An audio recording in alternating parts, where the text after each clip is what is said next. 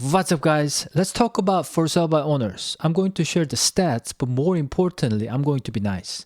Give you my tips for sale by owners and who are thinking about doing for sale by owners. And I hope that my tips, I've been selling for about 16 years now. Hopefully, it will help you to sell as a for sale by owner. And if you don't, give me a call. Let's look at the stats first, and I'm going to talk about my thoughts on line by line items. So NAR, the NAR published this data in 2023 and 2024, basically 1 year. It basically says for sale by owner accounted for 6% of the home sales in 2024. The typical FSBO sold for $380,000 compared to $435,000 for agent-assisted home sales. So what's not clear here is that whether the for sale by owner pay just one agent or no agent or two agents. It doesn't say so. So I went ahead and applied just roughly 5% on that $435,000, and it still goes at $413,250. Sorry, I just had late dinner, so I'm kind of like trying to digest and try to make video too. So with that, even like assuming the seller paid 5% to one agent or two agents, it doesn't matter. Agent-assisted home sellers made about $33,250 more at 5%, assuming. So it's pretty clear. If you want to make less money, I say go for it. I'm being a little bit sarcastic here, but I'm being serious too. So it says FSBO methods used to market homes. Friends, relatives, and neighbors, 18%. So I could see neighbors, especially your neighbor is looking to move their parents next door to their house, which is yours. This could work. But 18% of the marketing effort goes to these people is really time waster, in my opinion, because the number is very small. You can talk to these neighbors one by one for how often, how much, how many people can you talk about this? Yard sign, 12%. That's good. Yard signs actually can work. And especially if you use the directional, so those are small signs on the busy roads, corners of busy roads that leads into the main for sale sign.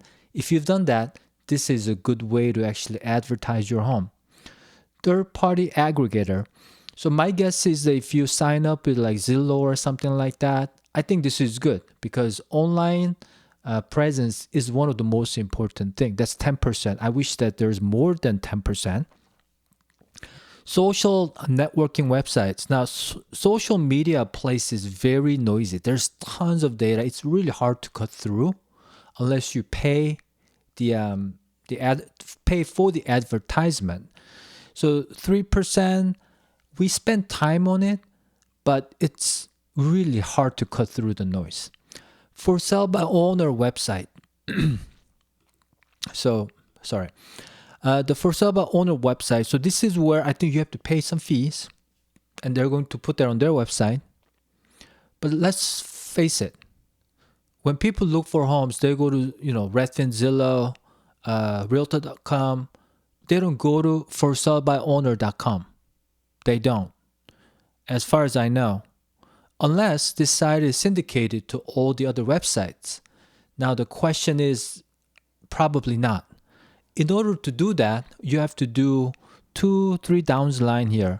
Multiple listing service, MLS website, 10%. That's where it's going to syndicate to major websites. So this is something that I highly, highly recommend. If you're going to do for sale by owner marketing, if you have to do one thing, you have to do this. In order to do this, you have to pay flat fee brokers who would list your property at certain fee, a few $100, I think. So this is the must, in my opinion. Now, open house, it's a good idea. But when the buyers walk in and they know you're the home seller, more likely they're going to have a hard time seeing through the house because they will feel like they're intruding somebody's house, your house. When there's no salespeople involved and you're dealing directly with the seller, it feels very uncomfortable. That's where the agents come in and make it easier so that they don't feel like they're intruding someone. We're just salespeople. An open house by the owners, I mean, there's other things that could go wrong. There are safety issues. We as realtors, we have to worry about people who have bad intention walking into open house. And some realtors actually get hurt. Some people have died before, got killed. But open house, generally speaking, people don't feel comfortable when they're talking to the seller directly. It is what it is. Online classified as, it's not, what's the difference between like social media or syndicated websites? I don't even know what that is. 3%, that's fine. Other websites with the real estate listings. What other websites? Oh, okay, maybe Trulia. Well, Trulia is a syndicated from MLS a lot of times, or Zillow. What else? Yeah, I can't think of anything else. Video hosting websites. Is it like YouTube? YouTube can work, but 1%, you need to up that number. Now let's talk about most difficult tasks for FSBO sellers. Getting the price right, 17%. Getting the price right can take a lot of knowledge, local knowledge. When I do like pricing, I have to look at like elementary school. If the house is very unique, I have to go out to maybe high school range. Maybe I may have to go to one like west side of Portland or east side of Portland. There's so many moving parts here. Pricing well is make or break one of the most important things. When I see homes that don't sell, we call it expired listings or cancel listings. They've been on the market for like 6, 7, 8 months. And they can sell it and then their listing gets canceled and goes off market. One of the 6 reasons why it happens to those listings and home sellers is that they price it too high. When you price it too high and you don't get any serious interest or offers in the first month, there's a higher chance that you will have to drop a price to attract more eyeballs, more buyers' attention. Because after 1 month sitting on the market, when buyers sees that days on the market 30 days on Zillow or something like that, they're going to think, well, there's something must be wrong with it. Either the condition is bad or there's some issues that's why buyers are not buying it. So they have that lens and then you will have to drop a price.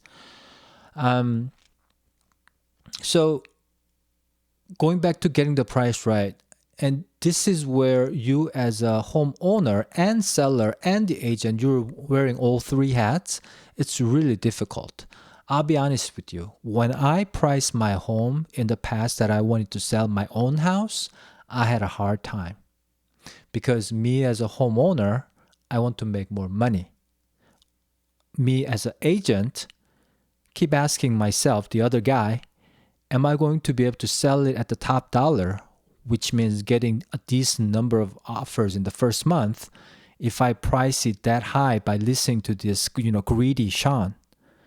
So even for the agents, I actually consider like hiring someone else to sell my own house because of that, greedy part. There's nothing wrong with it. Everybody wants to make more money, but when you overprice it, especially when you overprice it outside of the reasonable range, you're going to sit on the market. And so 17%, that's probably the highest thing. Well, other than 18% advertising to friends and relatives and neighbor, that's one of the highest pain point. So yeah, this is where if you have unique property, you really do need help. But Yeah, I don't know. Don't ask realtors if you're not going to hire them in the future, because you're going to waste their time too. But anyways, find the good pricing. That's a whole other bigger topic that I don't want to cover in this video. But you basically have to look at, like I said, different levels of school, different boundaries. Sometimes it's good to do half a mile radius comparison, and then sometimes like 3 mile radius comparison, depending on how unique your property is. And then go with the sold listing or pending listing. The sold listing price is going to reflect 2, 3, 4 months ago price. The pending listing is going to reflect most current market. What's really going on is the pending listing price. So look at what kind of price per square foot the pending listings are going under contract with. That's very important, especially when the market is moving really fast. If market is pretty steady, days on the market anywhere between about 50 days, maybe 70 days, you can use a sold comp price per square foot and adjust with the size, the level of finishes inside, the updates, lot size, and location, whether busy road or not. And then the other thing is the layout, how it's functioning, comparing your house with those other homes. And if you have seen many open houses and you know many of different layouts, then it's easier. But if you don't know a certain style of homes, this could be kind of difficult to compare apple to apple. Let's move on. So selling with the length of time planned, 13%. Part of it is, in my opinion, that you overprice often. That's what I see with the for sale by owners all the time. They overprice. But the reality is the buyers are going to look at your listing and say, well, you don't have agent, so there must be a room to negotiate on the price. If they make an offer, they're going to come in lower than your asking price.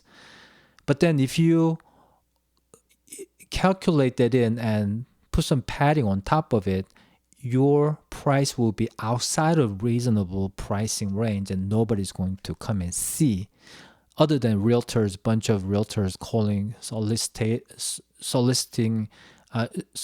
your listing so that they can get your listing when you want to hire someone. Let's see. And then the length of time plan, because you don't sell houses all the time, you don't know what the closing timeline is. And when you Google spits out like a national data. Knowing your part of town data is super important in this case too. And you probably, I don't know, if the buyer is represented by a buyer's agent, they're going to bring in some kind of standard, some kind of consistency. And they're going to bring in some maybe, paper, the document, the paperwork, or sort of custom, customary time frame of inspection, appraisal, property disclosure, and all those things. They're going to guide you. But if buyers buying it directly from you and you don't have anybody, then you guys are going to. This can go anywhere. Inspection could take 3 weeks. That's really long time. But if buyer and you negotiate that, then closing could be in like 90 days. So anything can happen there. Now, the next one, understanding and performing paperwork, 10%. That's pretty high in my opinion. And this is where the bigger problem could happen.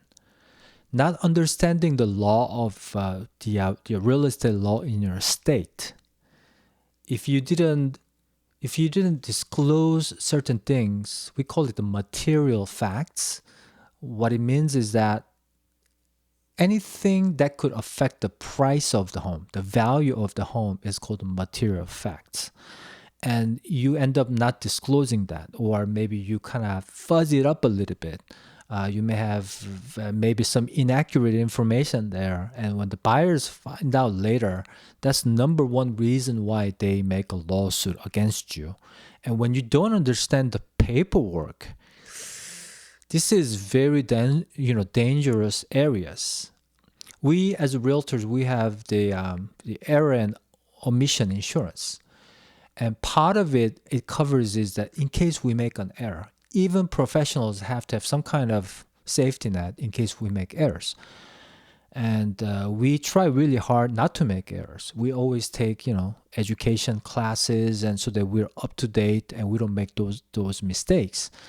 But when you're doing this maybe a couple times in your lifetime and you don't understand the local law that well, and on the flip side, if the buyers have very strong terms negotiated, or they try to force you to do some things, sure, you could be the good negotiator and mitigate that situation, but that may open up a more damaging situation for you as a seller as well, because we're not talking about here like regulated rules and how things are going to be done. And so, in my opinion, liability portion of it, that alone I think is worth a few percent of the agent's commission fee, in my opinion. But again, if you want to go ahead and do FSBO, good luck with you. But you need to understand, and you need to be able to understand the paperwork like attorneys would. The paperwork is made by, what we use is pretty much regulated by state of Oregon and MLS and PMAR and Realtors board. So it's very standardized, and because it's standardized, Realtors understand what they are. And you need to know, when you read it, you need to have the ability to interpret and understand the proper way so that you don't end up making a mistake by agreeing on certain things you don't fully understand. So let's move on. Preparing and fixing the home for sale. Well, this one is difficult for many home sellers, whether they hire agents or not. Fixing up, what to fix up. What's the boundary between fixing versus updating or remodeling? And so there's sort of like areas where what we as realtors, when we walk into a home, we're so used to hearing the buyer's feedback. Oh, I like that. Oh, I hate that. I'm not sure about that. So we are very tuned into what buyers are looking for. And based on that information, when I help the home sellers, I can guide the home sellers on, well, these are the things that you could improve with the minimum cost, and this is a must. And I do have a list on my website, doing like a caulking or changing light bulbs or paint touch-ups or professional cleaning. That doesn't cost as much as like remodeling kitchen. However, the return is great. And so, but going back to the list, fixing home is tough for any sellers, whether they hire an agent or not. Having enough time to devote to all aspects of the sales, 5%. So yeah, when you list as a FSBO, you're going to get a ton of calls from realtors. Realtors are going to say, hey, I saw that you're listing. Are you going to hire an agent anytime soon? Some agents might call you on Monday, say, hey, did you get any offers? When are you going to hire me? Can I see it? I might have a buyer. When they show up, they just try to get your listing. Some may actually have a buyer and they may bring buyers, but I would think that based on the feedback that I get from FSBO sellers, most of the calls are solicitation calls from realtors. Well, not only that, you're going to get a lot of scammers emailing you, telling you to send your WhatsApp number so that they can pay you cash to buy it, and they're from some other country. And we get those all the time. I get those all the time. My phone number is on the website or any social media that you see. So I get tons of those. And I know I've developed an antenna to cut out which ones are scammers. But you have to filter that out. And sometimes you'll be wondering, is this a real buyer or is this a scammer? So, yeah, I mean, in my opinion, it's probably better for you to just do your work, just go to your office, do your work to make money rather than try to save the realtor's commission 1, 2, 3, 4, 5% or whatever that might be, and spending all your time. If you're retired, go for it. If you've done this multiple times, you're good. Go for it. But if you have a job and you're trying to juggle this with answering calls, solicitation calls, the scammer calls, scammer emails, complete stranger asking to see the house when you don't have a good way to vet these people. To vet people, the best way, in my opinion, is have them send a pre-approval letter before they can see the house. And if it comes from a local lender, unless they fix that document, if it's a legit, that means they went through the pre-approval process, the local lender vet them with the social security number. That's safer. But then at the same time, when you get a letter like that, call that lender and say, is this a real person? You need to really verify that. So there are many things like this. In my opinion, is it worth your time? You make the decision. Now, helping a buyer obtain financing. Now, this is not really your job. This is, even I'm representing the seller, is this my job? Do you think really the buyer who didn't even get pre-approved, they're really real buyers? Or are they like, scammers? Or are they not motivated? Or they don't know what they're doing? I'm actually more concerned with the buyers who are not represented with the buyer's agent try to make an offer. I'm more concerned with them because you don't know who they are, what their intentions are, whether they're serious buyers or not. But anyways, if you feel like you're obligated to help the buyer getting financing, good luck with you. But I guess that's when you have to connect to a local lender. Hey buyer, talk to this lender, get pre-approved before you can come and see the house. What I would like to see, if I'm for sale by owner, I would like to see a buyer with a buyer's agent. That means that buyer and buyer's agent, they had several hours of talk and meeting and interviewing different buyer's agent. Now they decide to work together. That means all the vetting has been done. So you don't have to worry about that. But be really careful dealing with just regular home buyers without the buyer's agent, especially nowadays. After the post-NAR settlement, which happened in August of 2024. So since that law changed last year, the buyers have to sign a buyer's agent agreement with the agent before they can see the house. So when the buyer comes with the buyer's agent, you can assume that they have agreement to work together, whether exclusive or non-exclusive. But having that is one way to filter out the bad people out there. Attracting potential buyer, in my opinion, that should be like 25% or even 80%, because this is where you make the most money. Attracting potential buyers is the listing agent's job, and good listing agents will attract a lot of buyers using great videos, photos, great awarding, great accurate information, very attractive photos, and network of buyers agent who are going to like call the agents or be able to share the listing with active agents in town using social media a lot of times these days. The networking group, there's Facebook group that I belong to, like there are probably like 5,000 realtors in there. I mean, we're not supposed to advertise our listing in those groups, but having that professional network can really set it apart. I've actually sold just talking directly to my colleagues, and they ended up finding me a buyer or a seller, vice versa.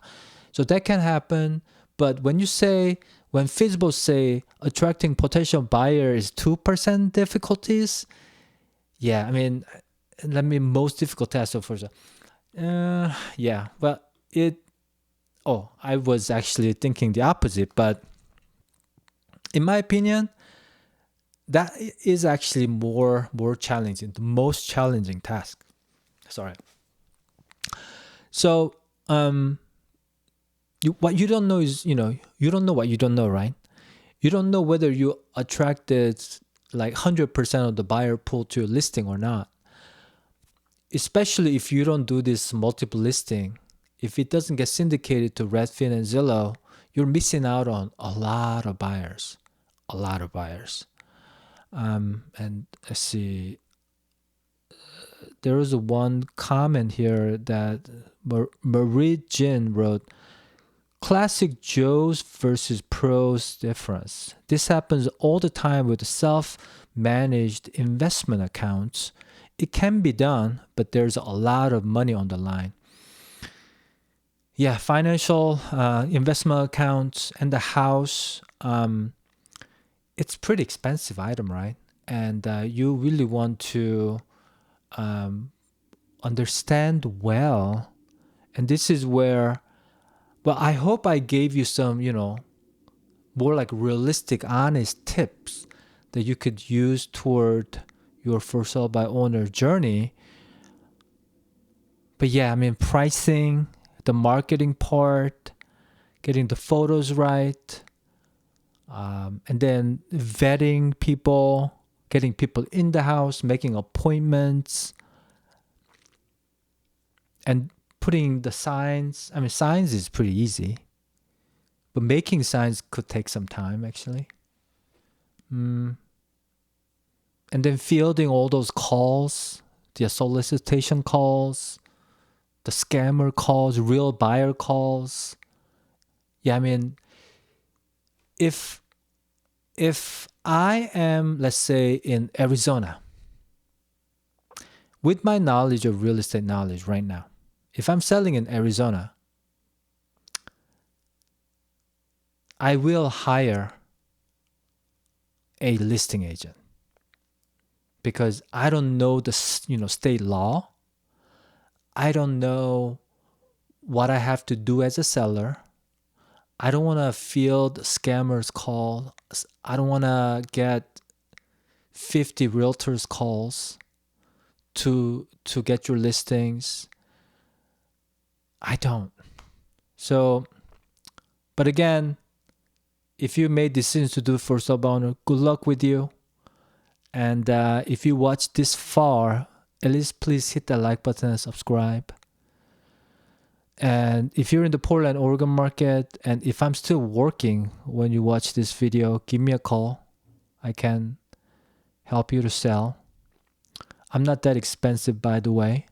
So you can give me a call and it's free. At least give me a call so we can talk. Or call some good agents. It doesn't have to be me. When you watch this video, I may have retired or moved away from this town. Who knows? But I hope that I gave you some helpful tips. Anyways, I think I kind of got serious mode there. This wasn't really scripted. I basically copied and pasted NAR data on my X account, and I just did the improvisation, one take video. I have no idea how long I've been talking, but 29 minutes. I can go in way more details than this. I try to go fast item by item, but again, thanks so much for watching, and good luck with you. Have a great day.